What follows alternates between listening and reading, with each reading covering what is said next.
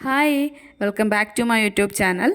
ഇന്ന് നമ്മൾ ഡിസ്കസ് ചെയ്യാനായിട്ട് പോകുന്നത് 9ാം ക്ലാസ്സിലെ ഹിന്ദി ടെക്സ്റ്റ് ബുക്കിൽ കബ് തക് എന്ന കവിതയിൽ എക്സാമിന് ചോദിക്കാൻ സാധ്യതയുള്ള കുറച്ച് ക്വസ്റ്റ്യൻസ് ആണ്. സാധാരണയായിട്ട് കവിതയിൽ നിന്ന് ക്വസ്റ്റ്യൻസ് ചോദിക്കുമ്പോൾ ഏതാണോ കവിത ആ കവിതയിൽ നിന്ന് കുറച്ച് ലൈൻസ് തരും. എന്നിട്ട് അതിനെ ബേസ് ചെയ്തിട്ട് 2 or 3 ക്വസ്റ്റ്യൻസ് ആയിരിക്കും വരുന്നത്. അതിൽ ഫസ്റ്റ് ക്വസ്റ്റ്യൻ 1 വേർഡ് ആയിരിക്കും, സെക്കൻഡ് ക്വസ്റ്റ്യൻ 2 മാർക്കിനുള്ളതായിരിക്കും. മൂന്നാമത്തെ ക്വസ്റ്റ്യനായിട്ട് വരുന്നത് തന്നിരിക്കുന്ന വരികളുടെ ആശയം എഴുതാനായിട്ടായിരിക്കും. ഇതുപോലെ കബ് തക് എന്ന കവിതയിലെ വരികൾ വെച്ചിട്ട് ചോദിക്കാൻ സാധ്യതയുള്ള കുറച്ച് ക്വസ്റ്റ്യൻസ് ആണ് നമ്മൾ ഇന്നിവിടെ നോക്കാൻ പോകുന്നത്. ആദ്യത്തെ സെറ്റ് നോക്കിക്കോളൂ.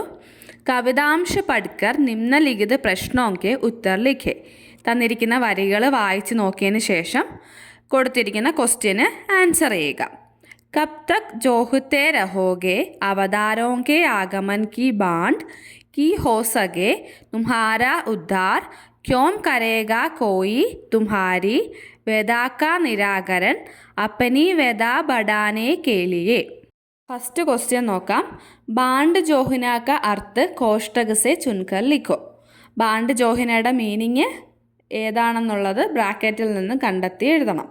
ബാണ്ട് ജോഹിന നമ്മൾ ടെക്സ്റ്റ് ബുക്ക് ആക്ടിവിറ്റീസ് ചെയ്തപ്പോൾ പറഞ്ഞിട്ടുണ്ടായിരുന്നു. അതിൻ്റെ മീനിങ് എന്താണ്? അതിൻ്റെ മീനിങ് കാത്തിരിക്കുക എന്ന മീനിങ് ആണ്. അപ്പോൾ ഇവിടുത്തെ ആൻസർ ഏതായിരിക്കും? ഇന്തിസാർ കർണ. രണ്ടാമത്തെ ക്വസ്റ്റ്യൻ, अपने उद्धार के लिए अवतारों के आगमन की प्रतीक्षा करने के संबंध में कवयित्री का मत क्या है? നമ്മുടെ മോക്ഷത്തിനായിട്ട് അവതാരങ്ങളെ കാത്തിരിക്കുന്നതിനെ പറ്റിയിട്ട് കവയത്രിയുടെ അഭിപ്രായം, അതാണ് ഇവിടെ ചോദിച്ചിരിക്കുന്നത്. ആൻസർ നോക്കിക്കോളൂ. കവയത്രി കാ മത് ഹേ കി അപ്പനെ ഉദ്ധാർ കെ ലിയെ അവതാരോं के आगमन की प्रतीक्षा करना व्यर्थ है. കവയത്രിയുടെ അഭിപ്രായത്തിൽ അവതാരങ്ങളെ കാത്തിരിക്കുന്നത് വെറുതെ ആണെന്നാണ് പറയുന്നത്. ക്യോങ്കി കോയി ദൂസര ഹമാരി വ്യഥാ കാ നിരാകരൺ നഹി കരേഗ. വേറൊരാളും അല്ലെങ്കിൽ മറ്റൊരാളും നമ്മുടെ ദുഃഖം പരിഹരിക്കാനായിട്ട് പോകുന്നില്ല.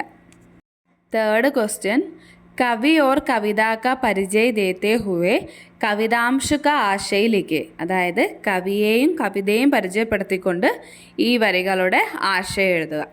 ആൻസർ നോക്കിക്കോളൂ.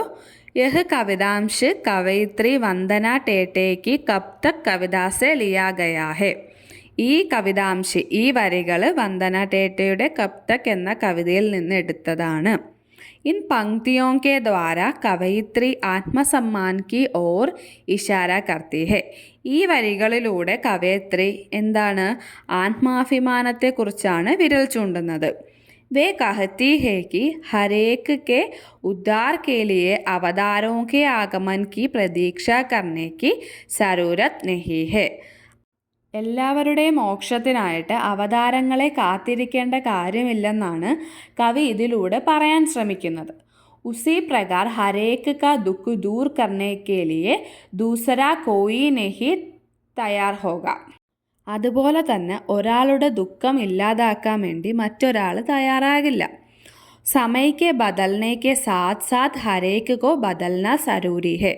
കാലം മാറുന്നതനുസരിച്ച് ഓരോരുത്തരും മാറേണ്ടതുണ്ട്. ഓർ ആത്മസമ്മാൻ കെ സാത്ത് ആകെ ബഡനാ ഹെ. അതുപോലെ തന്നെ ആത്മാഭിമാനത്തോടു കൂടി മുന്നോട്ട് പോവുക. ഇത്രയും കാര്യങ്ങളാണ് കവയത്രി ഈ വരികളിലൂടെ പറയുന്നത്. ഇനി അടുത്ത സെറ്റ് ക്വസ്റ്റ്യൻ നോക്കാം. കബ് തക് കവിതാ കാ യഹ് അംശ് പഠേ ഓർ നിമ്നലിഖിത പ്രശ്നോं के उत्तर लिखे. കവിത വായിച്ചു നോക്കിയതിന് ശേഷം താഴെ കൊടുത്തിരിക്കുന്ന ക്വസ്റ്റ്യന് ആൻസർ ചെയ്യുക. കബ് തക് ജോഹത്തെ രഹോഗെ अपनी पहचान जानने के लिए दूसरे का मोह और कब तक आसरे में रहोगे कि कोई आए और तुम्हारे लिए लड़े. कब तक गुश होते रहोगे कि उनकी कहानी में तुम्हारा जिक्र है कि तुम्हारा इतिहास तुमने नहीं उसने लिखा है.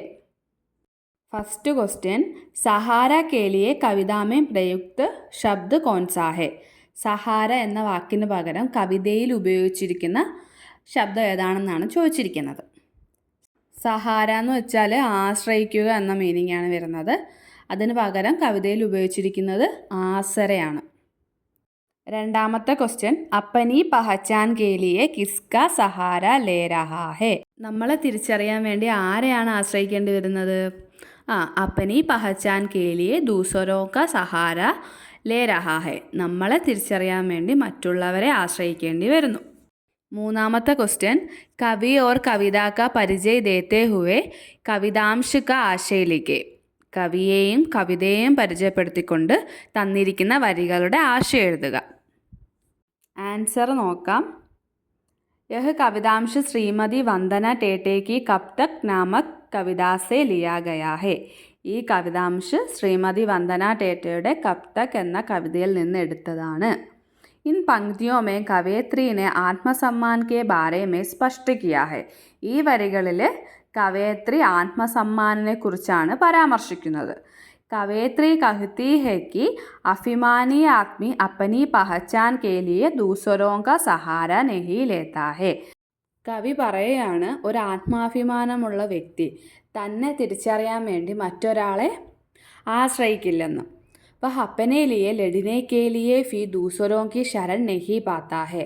സ്വന്തമായിട്ട് പോരാടേണ്ടി വന്നാൽ പോലും മറ്റുള്ളവരെ ആശ്രയിക്കില്ല. वह अपने बारे में दूसरों के द्वारा लिखे इतिहास और विवरणों को पढ़कर कई दिन तक खुश होते नहीं रहता है. അവർക്ക് മറ്റുള്ളവർ തങ്ങളെപ്പറ്റി എഴുതിയ ചരിത്രവും വിവരണങ്ങളും വായിച്ചിട്ട് അധിക നാൾ സന്തോഷത്തോടെ ഇരിക്കാനായിട്ട് സാധിക്കില്ല. ആത്മസമ്മാൻ കെ ആദ്മി കോ ബഡാ ആത്മവിശ്വാസ് ഹോത്താ ഹെ. ആത്മാഭിമാനമുള്ള ഒരു മനുഷ്യന് ഏറ്റവും വലുത് ആത്മവിശ്വാസം തന്നെയാണ്. ഇത്രയും കാര്യങ്ങളാണ് ഈ വരികളിലൂടെ കവയത്രി പറയുന്നത്. അടുത്ത സെറ്റ് ക്വസ്റ്റ്യൻ നോക്കാം. कब तक कविता का यह अंश पढ़े और 1 से 3 तक के प्रश्नों के उत्तर लिखे. ഈ വരികൾ വായിച്ചു നോക്കിയതിന് ശേഷം 1 മുതൽ 3 വരെയുള്ള ക്വസ്റ്റ്യന് ആൻസർ ചെയ്യുക. कब तक खुश होते रहोगे कि उनकी कहानी में तुम्हारा जिक्र है कि तुम्हारा इतिहास तुमने नहीं उसने लिखा है. फर्स्ट क्वेश्चन, कि उनकी कहानी में तुम्हारा जिक्र यहाँ किसके जिक्र के बारे में कहा गया है. അവരുടെ കഥയിൽ നിങ്ങളെപ്പറ്റി പരാമർശിച്ചിട്ടുണ്ട്. ഇവിടെ ആരെ പറ്റിയാണ് പരാമർശിച്ചിരിക്കുന്നതെന്നാണ് ക്വസ്റ്റ്യൻ. यहाँ उन लोगों के जिक्र के बारे में कहा है जो दूसरों के द्वारा लिखे गए इतिहास में अपना नाम देखकर खुश होते हैं. ഇവിടെ മറ്റുള്ളവരുടെ ചരിത്രത്തിൽ സ്വന്തം പേര് കണ്ടിട്ട് സന്തോഷിക്കുന്ന ആൾക്കാരില്ലേ, അവരെ പറ്റിയാണ് ഇവിടെ പരാമർശിച്ചിരിക്കുന്നത്. രണ്ടാമത്തെ ക്വസ്റ്റ്യൻ, കവയിത്രി के अनुसार तुम्हारा जिक्र किसकी कहानी में होना चाहिए. കവയിത്രിയുടെ അഭിപ്രായത്തിൽ ആരുടെ കഥയിലാണ് നിങ്ങളെ പരാമർശിക്കേണ്ടത്? കവയിത്രി के अनुसार तुम्हारा जिक्र तुम्हारी खुद की कहानी में होना चाहिए. അതായത് കവയിത്രിയുടെ അഭിപ്രായത്തിൽ നിങ്ങളുടെ സ്വന്തം കഥയിലാണ് നിങ്ങളെപ്പറ്റി പരാമർശിക്കേണ്ടത്. लास्ट क्वेश्चन, हमारा इतिहास दूसरों के द्वारा लिखे जाने पर क्या कमी होती है. നമ്മുടെ ചരിത്രം മറ്റൊരാൾ എഴുതുമ്പോൾ അതിലെന്ത് കുറവാണ് ഉണ്ടാവുന്നത്? हमारा इतिहास दूसरों के द्वारा लिखे जाने पर उसमें हमारी अपनी पहचान और सच्चाई की कमी होती है. നമ്മുടെ ചരിത്രം മറ്റൊരാൾ എഴുതുമ്പോൾ അതിൽ നമ്മുടെ വ്യക്തിത്വം കുറവായിരിക്കും, അതുപോലെ തന്നെ സത്യങ്ങളും കുറവായിരിക്കും. क्योंकि दूसरा व्यक्ति हमारे जीवन को अपने दृष्टिकोण से लिखता है. അതായത് മറ്റൊരാൾ നമ്മുടെ ചരിത്രം എഴുതുമ്പോൾ അയാളുടെ ദൃഷ്ടികോണിലാണ് എഴുതുന്നത്. അതുകൊണ്ട് തന്നെ ഒരുപാട് കുറവുകൾ ഉണ്ടാകും. ഇത്രയാണ് ഇന്നത്തെ വീഡിയോയിൽ ഉൾപ്പെടുത്തിയിരിക്കുന്നത്. ക്രിസ്മസ് എക്സാമിന് വേണ്ടി എല്ലാവരും ഇപ്പോഴേ പഠിച്ചു തുടങ്ങിക്കോളൂ. ഈ വീഡിയോ ഇഷ്ടമായിട്ടുണ്ടെന്നുണ്ടെങ്കിൽ ലൈക്ക് ചെയ്യുക, ഷെയർ ചെയ്യുക, സബ്സ്ക്രൈബ് ചെയ്യുക. താങ്ക്